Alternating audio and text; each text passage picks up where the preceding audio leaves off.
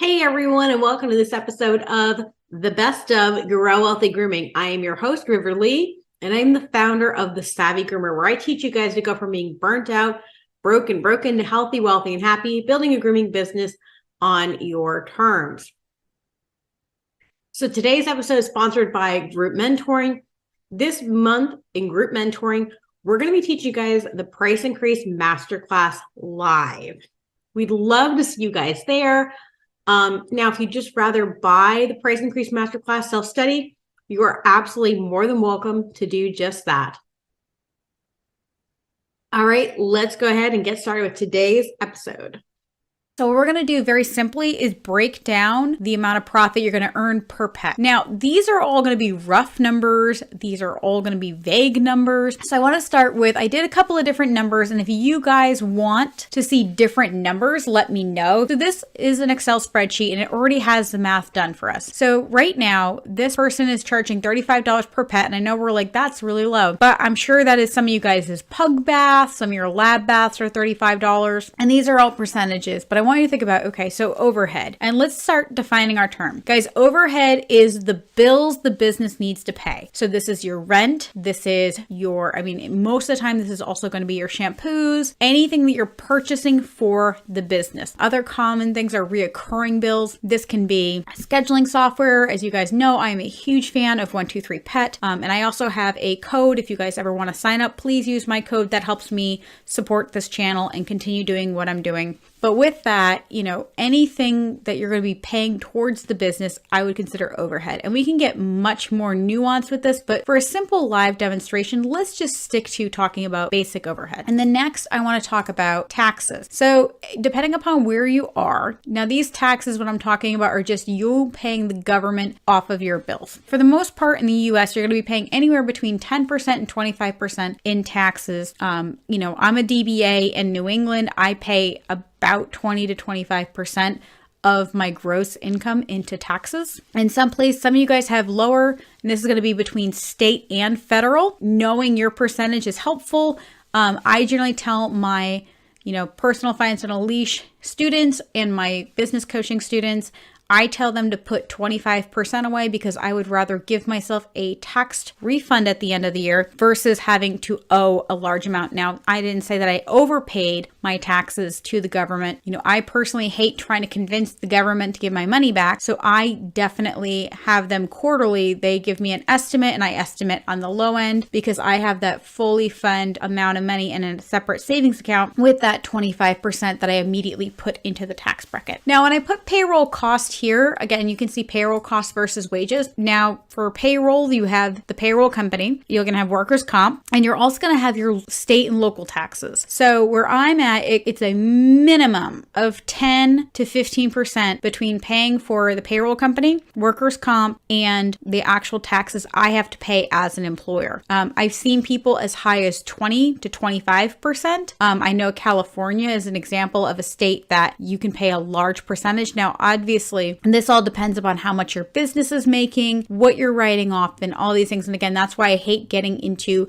really specific numbers, because the best person to tell you what your percentage is going to be is either your enrolled agent or your certified public accountant, so your CPA or EA. And everyone should ideally have someone who's going to be doing at least their taxes. I personally really prefer people outsource your payroll, outsource your bookkeeping, outsource your taxes. You should know the basics of it so you can double check and make sure everything looks well. But trying to do the numbers for your payroll, trying to do the numbers for your bookkeeping, it's just a lot of effort for not paying someone a lot of money. And especially because I use 123Pet, it's really easy for me to pull those numbers out, and I actually get them on a spreadsheet. And that spreadsheet is easily to put into QuickBooks, and then that's all in one, so I don't have to worry about it. And then my bookkeeper basically double checks everything and puts everything in the right category. That way it's easy to check for tax time. So that's what I mean by payroll cost. And again, it's generally a minimum of 7%. I've never seen it, and again, I don't know about you other countries. For the most part, I've never seen it less than 7% that you're going to be paying in employment taxes. And again, I know this is technically not correct because again, we really should be taking this 10% of the actual wages and not of the gross profit of the pet. But let's just make everything simple. And this is not a calculator to figure out exactly how much profit you're going to be making. This is, again, a basic baseline to get a vague idea of what we're going to get. And if you guys do want a real breakdown and all of that, I would really suggest that is part of my business coaching, and that is way more intense because we actually look at your projected numbers and things like that. Now, wages, again, I have this in a percentage. I know we always talk about 50% gross profit. What gross profit is the money someone hands you. Net profit in this instance would be the money over here, where after you've taken out all of the overhead, the taxes, the payroll costs, the wages, the owner draws, how much money is left. So this is gross profit over here, how much someone pays you, and net profit is how much you've made after everything. So wages, I'm looking at if this is 50% of gross profit, then we would know how much this person is being paid. So let's say this is somebody paying 50% gross profit. So 50% of $35 would be $18. And we're actually going to give it 2 zeros. So it would technically be $17.50. So right here, we can see that this person making the pet making $35, this person would be making $17.50. Here, after adding in all of these percentages, they've allocated 90% of their profit, 90% of the gross profit to all of these things. And then what's left is only 10%. And so their profit on this $35 dog would be $3.50. So I'm going to just copy and paste this all the way down as these numbers go up because it's only 10%. If this person only charged $35 per pet, they're going to be making a profit in this example of $3.50. And then if you'd say that dog is an extra $15, they've only made an extra $1.50. And that's kind of insane when you guys think about it. You could be charging $15 more per pet and making that. But what I'd like you to see is now if I drop this down to 40, they've doubled how much they made. Now watch that again. By having 20% left versus 10, they've made an additional $5 in profits. They've doubled their profit. And the same thing here. See here, guys? So they went from 50% making $10 to $20 here. And it makes a lot of sense because you're making an extra 10%. And even then, 20% left is really not a lot, especially because this tax rate here, you know, like I said, my tax rate is around 25%. So I generally groom cats at around $100 a cat is my base pay. So let's say, you know, now this overhead is pretty low percentage because this is assuming that I'm only paying 15% of $100, which is $15. I'm pretty sure per pet, depending on how many pets I'm doing, I'm probably paying more than 50% in overhead, especially if you guys have debt.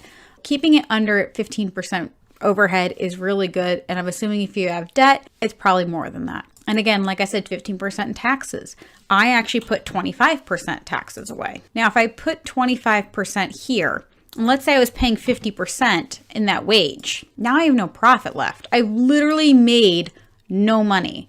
Now, right here in this example, I don't have any money. And that's at 15% overhead. So I'm assuming that this overhead, I'm not having any debt. I don't have a lot of money, you know. And then here, this is high tax bracket. This is very common if you are in California or if you are in a New England state like I am. The payroll cost, let's even put that down to 7%, assuming that I'm just paying their taxes because they have to be a legal W-2 employee. Now, out of $100, I'm only earning $3. That is my net profit.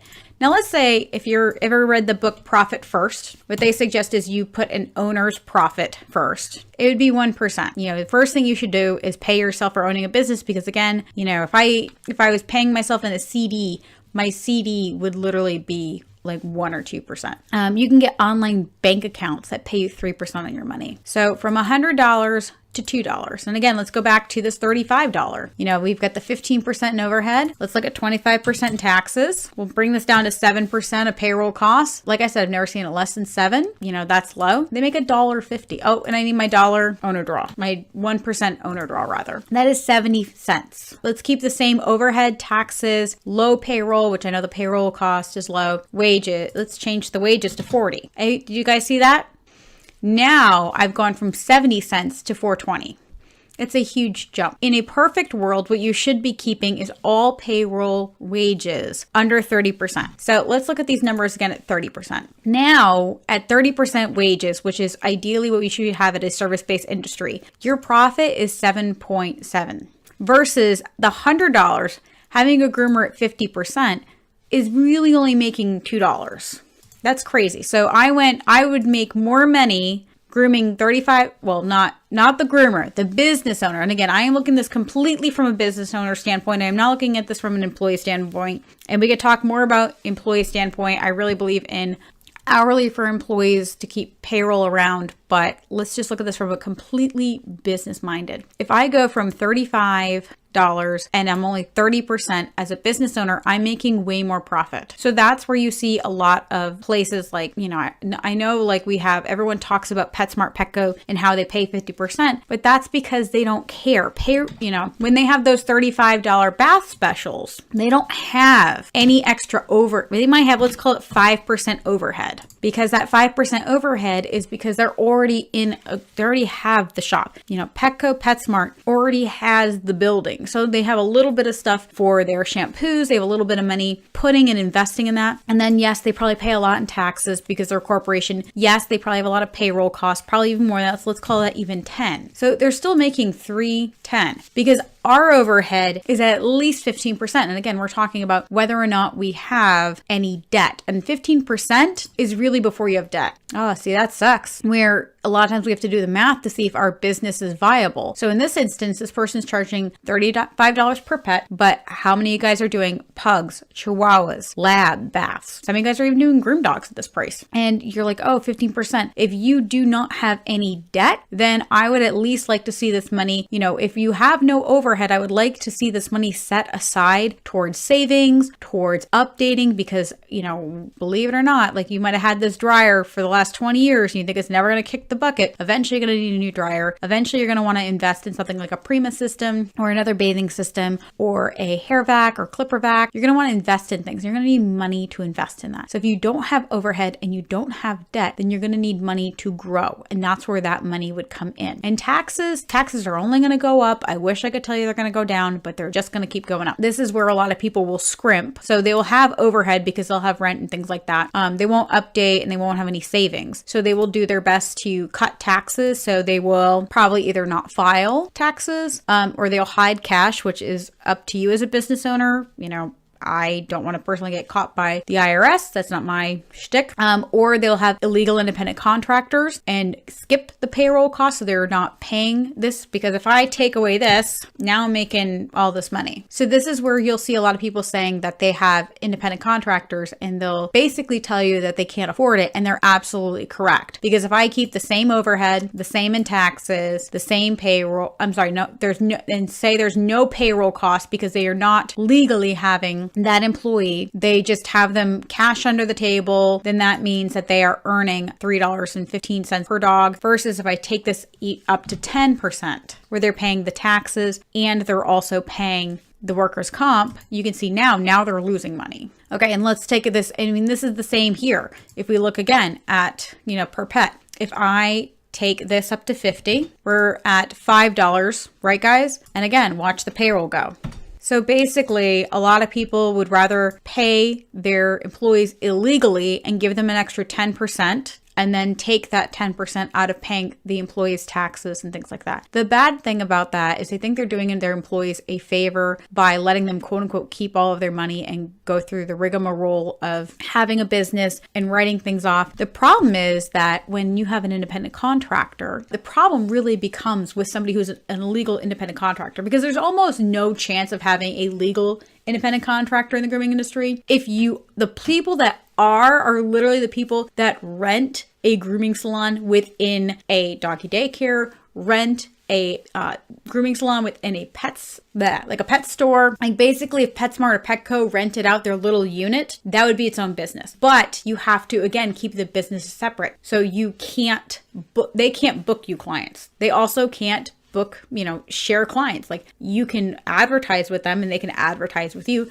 but you need separate books, separate systems. You need to have your own phone number. You need to be running all your credit cards. You pay them a monthly rent. They do not pay you. Like you don't, basically it has to be a landlord situation. So I generally tell people, they'd be like, why aren't I my own business when I'm an independent contractor? And I don't want to go too far off the rabbit hole with this, but this is so important. So you are not an independent contractor if you are not paying a set flat rate to your landlord.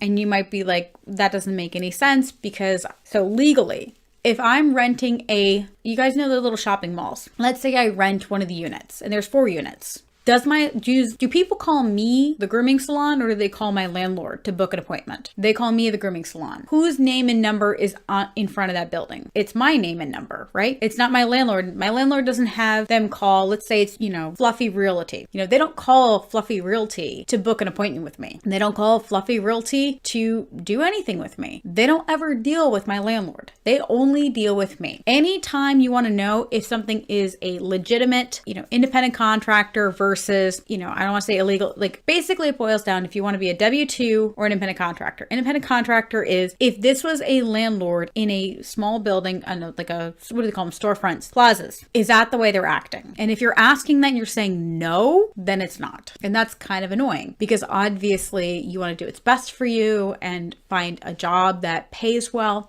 But as business owners, we have to protect ourselves and they are coming for us. I mean, you guys saw the Uber and Lyft problems that are happening in California. It's just going to get more common. And the days of illegal independent contractors is coming to a close. It's going to end. So that said, with the payroll cost, we are going to have to, as business owners, get real about hiring people. The reason you can't give people 50% of gross wages is because you can't afford it. You just can't. It's so bad for your business. Let's go back again. So let's look at even the high point. So let's say here, taxes at 25%. Again, that's high, but that's what I tell everyone to do. We're gonna talk about 15% overhead. Again, that's low. That's assuming you have low rent.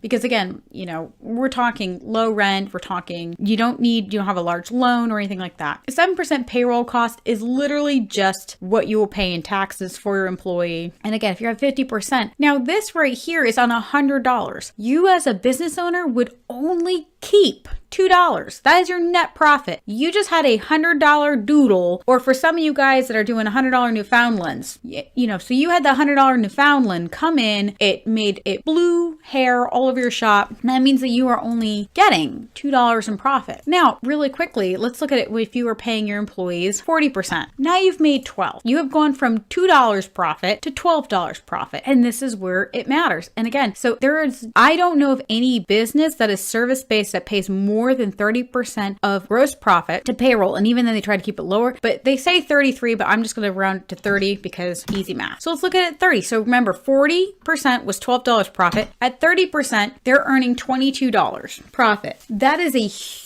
huge difference for that business because now this money can either go to paying things like debt. This can go to things like a savings fund. This can go to things like updating. This can go to things like making your employees have paid vacation, healthcare, retirement. So again, this is where the business has to make money. Also, what's really nice about this is instead of paying your employees 50% gross profit, how about giving you a little money? Now, you just lost $2 here, but that $2, that's an extra 4% that you're making to go in your pocket for all the hard work that you do, for all the extra hours that you are working that you're not getting paid for. And this is for all of the time and energy that you spend in your business and you don't actually get a paycheck a lot of times. And I'm not saying you're not getting paid for grooming, but I don't think you guys are paying yourself as a marketer. I don't think you're paying yourself as somebody who is doing all of the reception work. As a mobile groomer, I tell people all the time that they'll tell me like, oh yeah, I only work 40 hours a week. And I'm like, I really doubt that because when I first started my mobile business even, I had scheduled myself 35 hours a week and that included runtime and grooming and all of that. And you know what I found was a little crazy was that,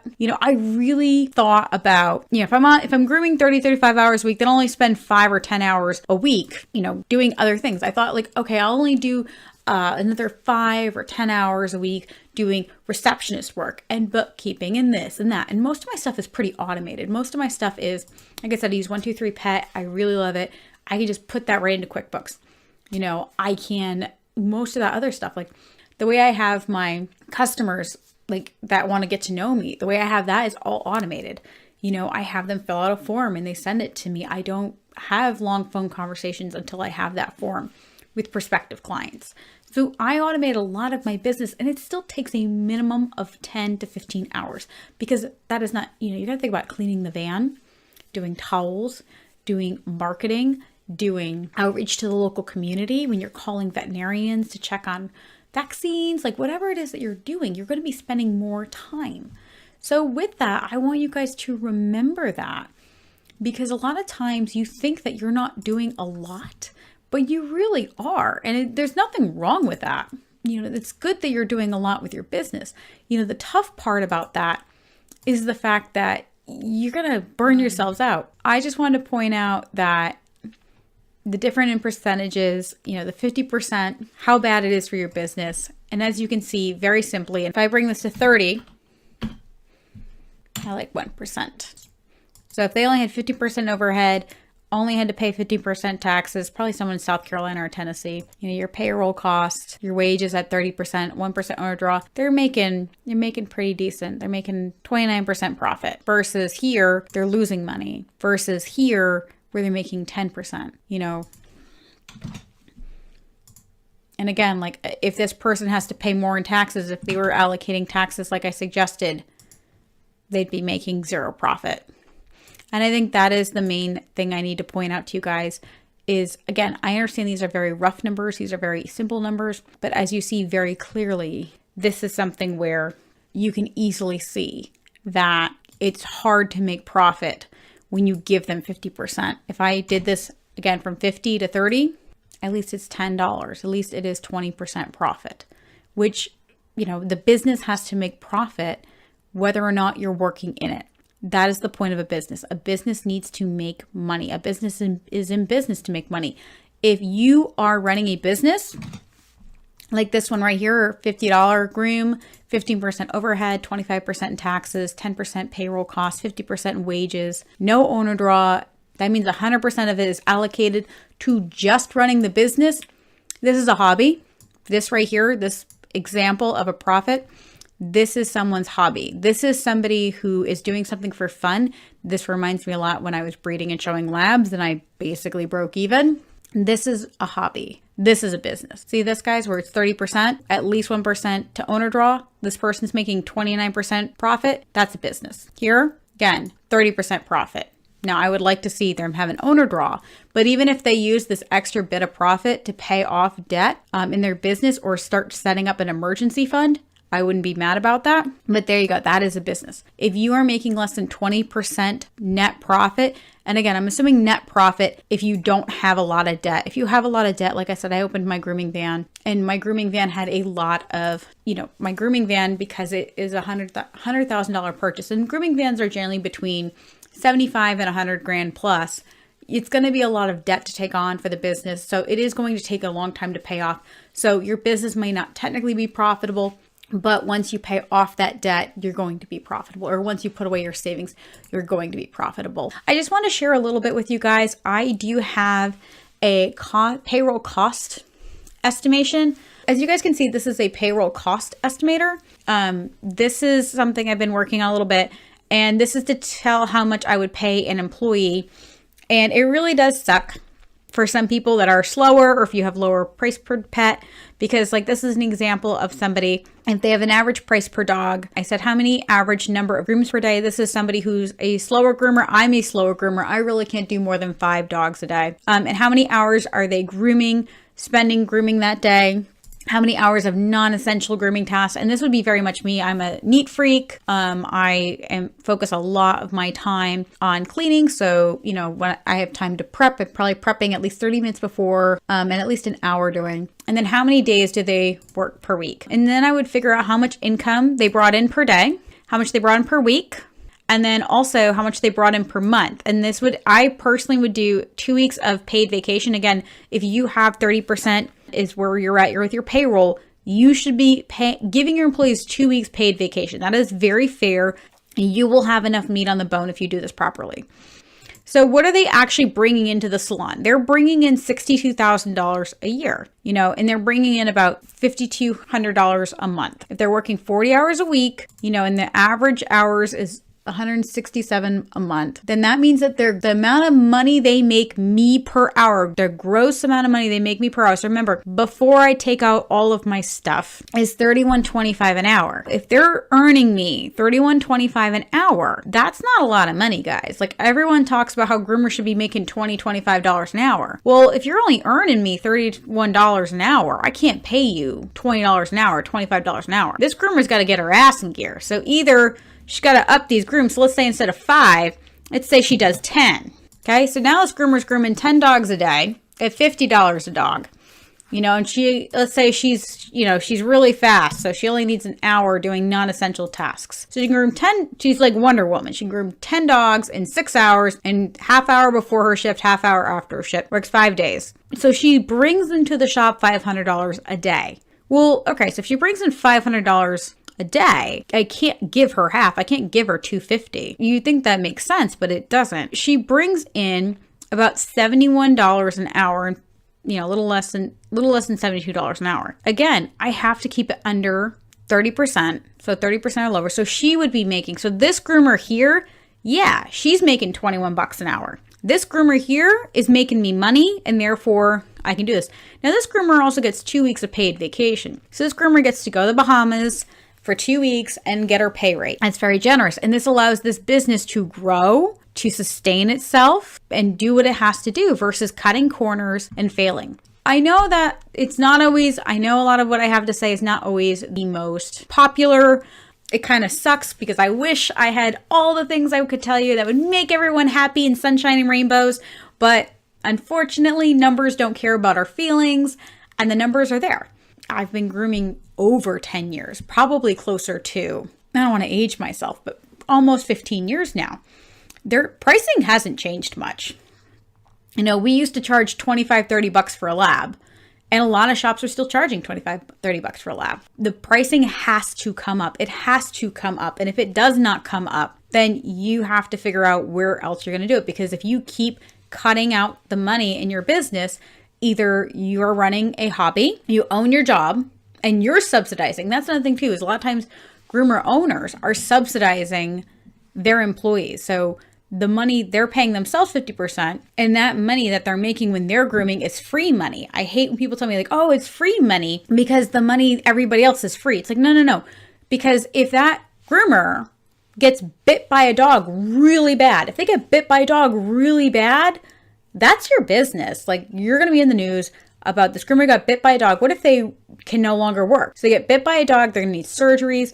They're going to have all of these problems. And guess what? That's your business. That you have to deal with all of that. And now you don't have someone to work. It's not gravy money. You need to have money to deal with things like, let's say an employee, God forbid. I'm sure you guys saw that terrible accident where that table malfunctioned and crushed a dog. That is no one's fault. It's the manufacturer of the tables, but it's horrible. And if that was one of our shops may have closed because of that, because people are crazy nowadays. And so you would lose everything, and your employees will just pick up and go work for somebody else. And I know it sounds really nasty, but it's not meant to be. Employees can pick their stuff up and go work somewhere else. You are putting in all of that effort, pain. I mean, if it doesn't work, that's your business. I know a lot of times what we are doing in this industry, we are just doing because it's what we're told to do, but no one in other industry is telling people to do this. We are good, kind-hearted souls, and because of that, I know when I've had employees, I've said, these people, I have to keep food on their table. I'm here to help them, and it's absolutely true. What's not true is my business is not open to keep people employed. I have to keep my business open to keep them employed. But I'm not keeping my business open in order to pay their bills. In the sense that I didn't open a business to help other people like that. But if my business closes, they're going to have to go somewhere else. And, it just makes things complicated. Thank you guys so much for watching today's episode. If you guys are interested in learning more about group mentoring, be sure to visit me at savvygroomer.com/group. Group mentoring meets weekly on Mondays, where I answer all your questions and coach fellow group members. On top of the quarterly masterclasses offered, we also receive 1 workshop per quarter, 1 weekly group coaching call, plus playbacks of past calls, and the Savvy team support in our private Facebook group. Thank you guys all so much for joining me in this episode of Best of Grow Wealthy Grooming. Be sure to visit me at savvygroomer.com to see my current opportunities to work with me in growing your pet grooming business, plus so many free resources for you to learn. And if you guys want, you guys can always join my free Facebook community, Savvy Pet Professionals. And as always, guys, happy grooming.